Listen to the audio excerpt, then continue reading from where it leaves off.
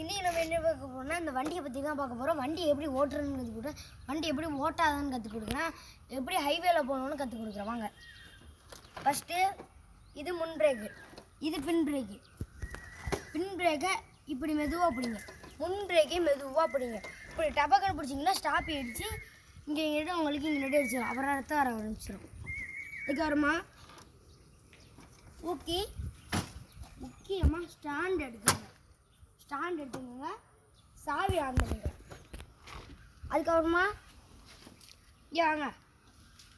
இங்கிட்ட இந்த மாதிரி இருக்கும், சில வண்டிகளில் இங்கிட்ட இந்த மாதிரி தான் இருக்கும். இதை பிடிச்சி மெதுவாக இழுத்தீங்கன்னா வண்டி ஸ்டார்ட் ஆகாமல் இருக்கும், பெட்ரோல் இல்லாமல் இருக்கும். இப்போ நான் பெட்ரோலை காட்டுறேன், இருங்க.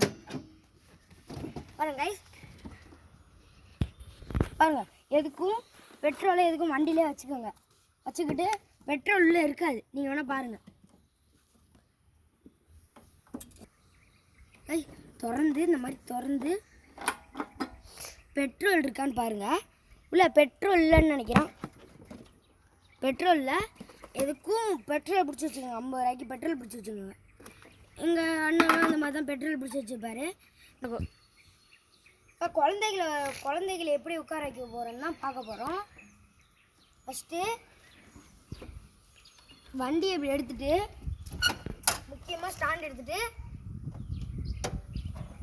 இப்போ ஏறிட்டாங்களா குழந்தைக்கு ஏற்றியா அப்படின்னு கேட்கணும். அவன் பாட்டுக்கு விட்டு போயிட்டோம்னா அப்புறம் உங்கள் வீட்டில் இருந்து அப்புறம் அம்மாட்ட சொல்லி அப்புறம் நம்மளுக்கு பிரச்சனை ஆயிரும்.